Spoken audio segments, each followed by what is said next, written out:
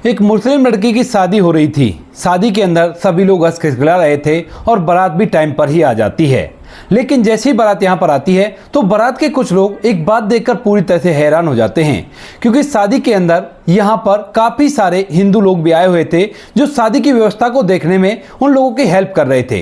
अब इस बात को देखकर वो लोग सोचने लगते हैं कि हो सकता है इस गांव के अंदर कुछ हिंदू लोग भी हैं, तो आपसी भाईचारे की वजह से वो लोग शादी में मदद करने के लिए आ गए होंगे। ऐसा सोचकर वो फिलहाल कुछ नहीं कहते हैं। लेकिन जैसे ही शादी के टाइम पर लड़की के भाई के कुछ रिवाज निभाने के लिए लड़की के भाई को बुलाया जाता है, तो यहाँ पर एक शंकर नाम का हिंदू व्यक्ति आ जाता है।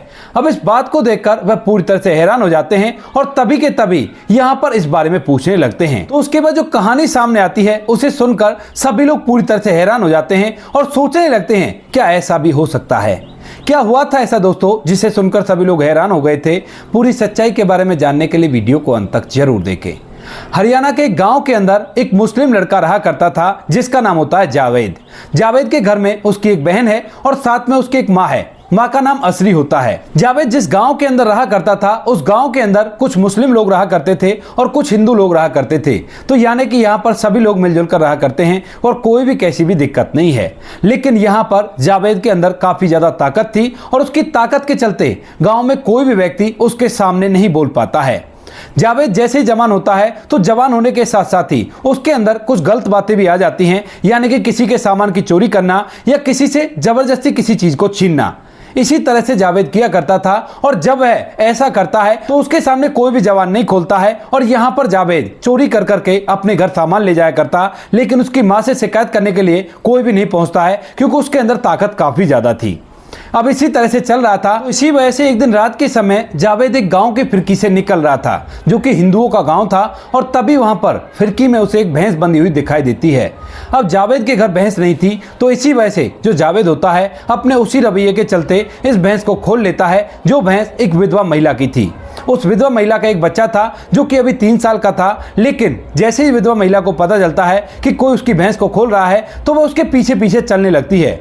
अब जो जावेद होता है वो काफी ज्यादा हट्टा कट्टा था और उसके पास लाठी भी थी। तो इसी वजह से वह महिला उसके पास तो नहीं आती है और उससे दूर दूर रहकर उससे कहने लगती है कि भैया इस भैंस को छोड़ दो, मैं अकेली हूँ, विधवा हूँ और मेरा कोई भी नहीं है इस दुनिया में सहारा। अब तुम इस भैंस को भी ले जाओगे तो मैं अपने बच्चे को किस तरह से पालूंगी और तुम इस भैंस को मेरे पास ही छोड़ दो। लेकिन यहाँ पर जावेद अपने घमंड में चूर, अपनी मस्ती में चूर होकर उस भैंस को लेकर सीधे सीधे चलता रहता है। अब जिस गांव से जावेद ने भैंस खोली थी उस गांव से उसे अपने गांव तक जाने के लिए बीच में एक गांव और क्रॉस करना पड़ता था और जो गांव क्रॉस करना पड़ता था वो गांव भी हिंदुओं का था। और इसके बाद जैसे जावेद उस गांव की फिरकी में जा रहा था तो उसी समय एक गांव का किसान सुबह सुबह अपने खेतों पर जा रहा था और जैसे वो खेतों पर जाता है तो उसे उस विधवा महिला की आवाज सुनाई देती है जो कि रोती चीखती हुई उसके पीछे पीछे चल रही थी और कह रही थी कि भैया इस भैंस को छोड़ दो। अब जैसे ही किसान इस बात को सुनता है तो उसके बाद वो उस दिशा में चलने लगता है और थोड़ी चलने के बाद उसे दिखाई दे जाता है कि एक व्यक्ति भैंस को पकड़कर हाथ में लाठी लेकर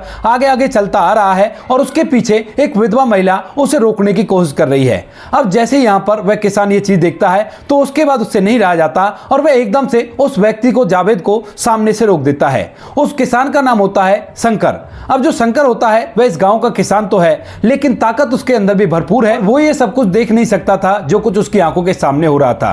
तो इसी वजह से यहाँ पर जो शंकर होता है उसे रोकता है और रोकने के बाद कहने लगता है कि हाँ भाई, तुम इस तरह से भैंस को क्यों ले जा रहे हो और ये जो तुम्हारे पीछे महिला आ रही है इसकी भैंस को दे दो, जब ये इसकी भैंस है तो तुम्हें नहीं लेनी चाहिए। अब इसके बाद यहाँ पर जो जावेद होता है वो एकदम से तेज में आकर कहने लगता है क्या तुम्हें पता नहीं कि मैं फलाने गांव का जावेद हूं।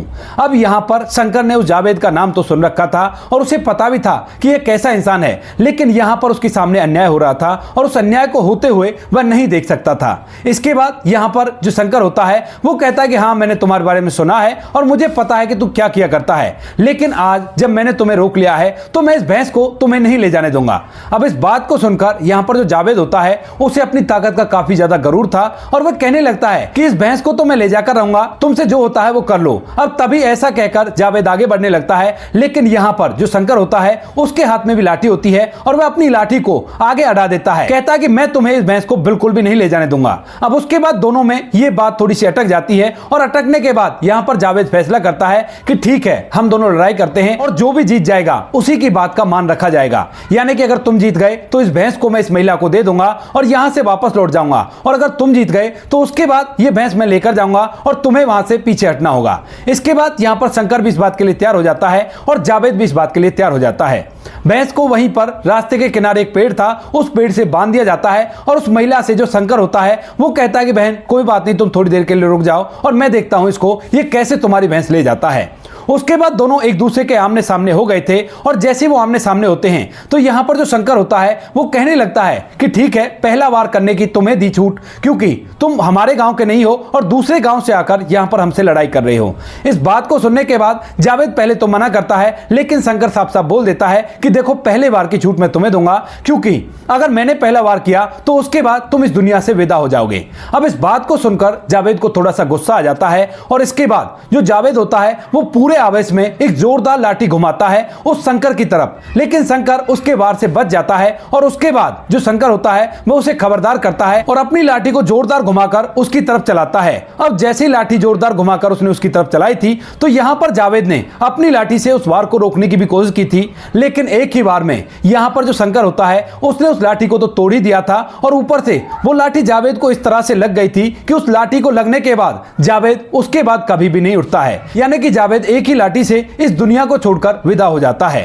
अब इसके बाद गांव में यह बात पता चलती है तो गांव वाले इकट्ठा होते हैं। वह विधवा महिला को तो उसकी भैंस दे दी गई थी, लेकिन गांव के अंदर यह बड़ी मुसीबत हो गई थी क्योंकि यहां पर एक आदमी इस दुनिया को छोड़कर जा चुका था, वो भी गांव वाले की वजह से। तो उसके बाद यहां पर जो गांव वाले होते हैं वो कहते हैं कि चलो ठीक है, जो हो गया सो हो गया, लेकिन इसके गांव वालों को तो खबर कर दो, वो इसे यहां से ले जाएंगे और इसकी अंतिम क्रिया कर देंगे। इसी वजह से यहां पर जो गांव वाले होते हैं वह उस गांव में खबर पहुंचाते हैं और जब गांव के अंदर यह बात पता चलती है कि जावेद इस दुनिया को छोड़कर विदा हो चुका है तो उसके बाद उन लोगों को बड़ी हैरानी होती है, क्योंकि जावेद के शरीर में जितनी ताकत थी उस ताकत के सामने कोई भी टिकने वाला नहीं था, लेकिन फिर भी जावेद ऐसे दुनिया को छोड़कर विदा कैसे हो गया। इसके बाद गांव वाले आते हैं और साथ में जावेद की मां को भी अपने साथ ले आते हैं। जावेद की मां उनके साथ आ जाती है और आने के बाद वो एक ही बात कहने लगती है कि भाई मुझे बस एक बार उस व्यक्ति से मिला दो जिसने एक ही बार में मेरे बेटे को इस दुनिया से विदा कर दिया, क्योंकि मुझे लग नहीं रहा कि एक व्यक्ति के बस की ये बात है। अब इस बात को सुनकर यहां पर जो गांव वाले होते हैं वो डर जाते हैं, क्योंकि यह समय 1947 से पहले का था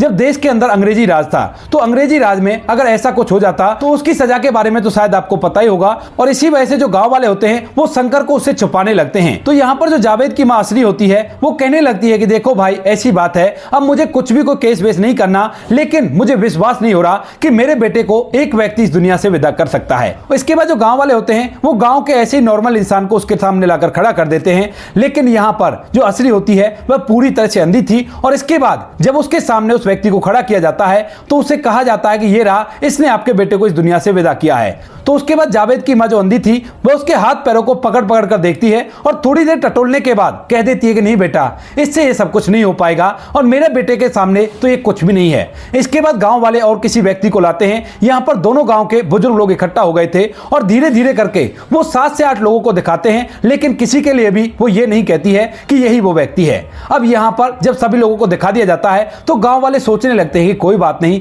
बेचारी अंधी है और इसका बेटा इस दुनिया से जा चुका है, तो क्यों ना इसके सामने शंकर को कर दिया जाए। उसके बाद गांव वाले की सहमति से शंकर को बुलाया जाता है और जैसे शंकर उसके सामने आता है तो यहां पर जावेद की मास्टरी उसे टटोल कर देखती है और देखने के बाद कहने लगती है कि हाँ, हो सकता है इसने मेरे बेटे को इस दुनिया से विदा कर दिया हो, लेकिन उसके लिए एक बार इसको मेरे साथ चलना होगा, क्योंकि वहां पर एक ऐसा काम है जिस काम को मेरा बेटा अकेला किया करता था। अगर ये उस काम को कर देगा तो उसके बाद मैं मान जाऊंगी कि इसी ने ये सब कुछ किया है। अब इस बात को सुनकर गांव वाले थोड़े से डर जाते हैं, क्योंकि दूसरे गांव ले जाने की बात हो रही थी। लेकिन तभी जावेद के गांव के कुछ बुजुर्ग होते हैं, वो कहने लगते हैं कि आप चिंता मत करो, ऐसा वैसा कुछ भी नहीं होगा और इस बात की जिम्मेवारी हमारे ऊपर रहेगी। अब यहां पर गांव के कुछ गणमान्य लोग इकट्ठा होते हैं और शंकर को वहां से लेकर सीधा जावेद के गांव पहुंच जाते हैं और जावेद की मां भी वहां पर चली गई थी। वहां पर जाने के बाद जो जावेद की मां होती है शंकर को अपने साथ अपने घर में ले जाती है और घर के कोने में एक मिट्टी का बर्तन बना हुआ रखा था। उस बर्तन के अंदर अंदाजा लगाया जाता है कि 200 किलो चने आते होंगे।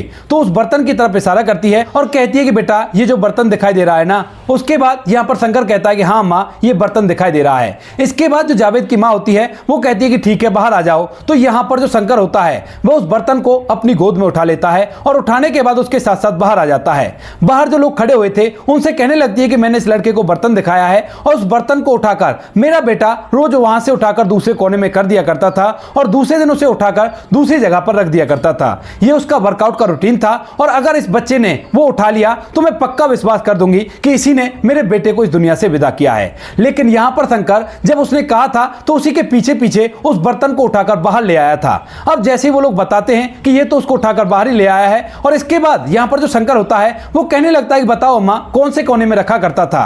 तो इसके बाद यहां पर अम्मा बताती है और उस कोने में जाकर शंकर उस बर्तन को रख देता है और इसके बाद यहां पर जो असली होती है उसे पूरा विश्वास हो जाता है कि इसी ने मेरे बेटे के साथ वो सब कुछ किया है। इसके बाद यहां पर गांव की पंचायत होती है और पंचायत के तहत यह फैसला किया जाता है कि इस बात की बिल्कुल भी कोई पुलिस रिपोर्ट नहीं होगी क्योंकि जावेद ने जो किया था वो बिल्कुल गलत था और जो कुछ भी हुआ था वो वैसे नहीं हुआ था, ना तो कोई धोखा दिया गया था और ना ही कोई वैसी बात थी। ये तो आमने सामने की लड़ाई थी और आमने सामने की लड़ाई में ये सब कुछ हो गया तो कोई बड़ी बात नहीं है। वो पुराना समय था दोस्तों और पुराने समय में आदमी की वैल्यू हुआ करती थी, आज के समय की तरह नहीं है कि व्यक्ति व्यक्ति को देखकर खुश नहीं होता है। वहां पर गांव की सहमति से यह बात तय की जाती है कि कोई रिपोर्ट नहीं होगी। तो इसके बाद जो शंकर होता है वह भी वहीं पर एक वादा करके आता है कि इस परिवार की जितनी भी जिम्मेवारियां हैं उन सभी जिम्मेवारी को मैं उठाऊंगा, चाहे इसकी बहन की शादी हो या फिर इस मां की देखरेख हो, वो सभी मैं करूंगा जब तक मैं जिंदा हूं, क्योंकि मेरे से जो गलती हुई है उस गलती के लिए इन्होंने मुझे माफी जो दी है। अब यहां पर ना तो कोई पुलिस आई थी ना ही कोई केस हुआ था और उसके बाद भी एक ऐसा न्याय हो गया था जिस न्याय के चलते सभी लोग बड़े खुश हो जाते हैं। उसके बाद यहां पर जो शंकर होता है उस मां का अच्छे से ख्याल रखा करता है और उस बहन को, जो जावेद की बहन होती है, उसकी शादी के लिए जोर शोर से तैयारी करने लगता है। जब शादी का टाइम आता है तो शादी के टाइम पर जावेद अपने गांव से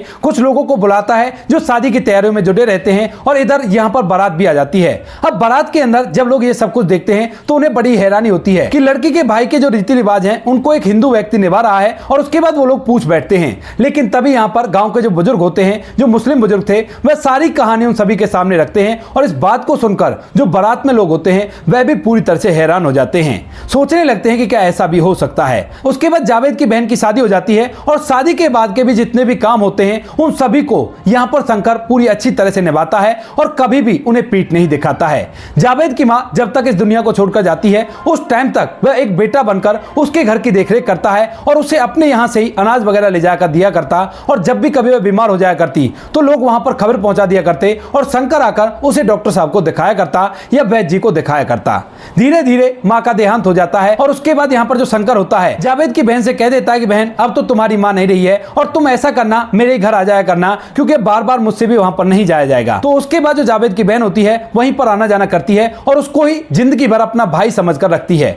अब यहां पर कुछ लोग कहेंगे कि यह घटना झूठी है, ऐसा कुछ भी नहीं हुआ था, तो इसका प्रत्यक्ष प्रमाण मेरे पास है। अगर आप लोगों को इस घटना पर कोई भी शक हो तो आप इंस्टाग्राम पर मैसेज करें और वहां पर मैं आपको असली नाम, जगह सब कुछ बता दूंगा और उससे आप लोग इसकी पड़ताल कर सकते हो वहां के लोगों से पूछकर, क्योंकि यह घटना उस समय की है। उस टाइम पर ना तो मैं था ना ही आप लोग थे, ये तो केवल बुजुर्गों की कहानी थी। लेकिन इस कहानी की जब मैंने पड़ताल की तो उसके बाद मुझे कुछ ऐसे प्रमाण मिले जिससे सिद्ध होता है कि जो कुछ भी कहा गया था वो बिल्कुल से सत्य है। क्योंकि उस व्यक्ति जिसका नाम शंकर होता है उसके हाथ का एक पत्थर एक चौपाल में आज भी लगा हुआ है। अगर आप लोगों को देखना है तो वहां पर जाकर उसे देख सकते हो। हालांकि वो तो इस दुनिया में नहीं रहा है लेकिन उनके वंशज इस दुनिया में आज भी हैं और वो इस पूरी कहानी को आपको मुझसे भी बेहतर बता सकते हैं। बाकी ये थी आज की कहानी। आपको जैसी भी लगी कमेंट सेक्शन में बता देना। वीडियो अगर अच्छी लगी तो वीडियो को लाइक और चैनल को सब्सक्राइब जरूर करें ताकि हमें थोड़ा सा हौसला मिल सके आप लोगों के लिए ऐसी अच्छे वीडियो बनाने के लिए। इन कहानियों को सुनाने का उद्देश्य किसी को परेशान करना बिल्कुल भी नहीं है। ये कहानी आपको इसलिए सुनाई जाती है ताकि आप लोग इन कहानियों में से कुछ ना कुछ सीख सको और अपने जीवन में उस चीज को अप्लाई कर सको। मिलते हैं किसी नेक्स्ट वीडियो नए टॉपिक के साथ, तब तक के लिए जय हिंद, जय भारत, जय हिंदुस्तान।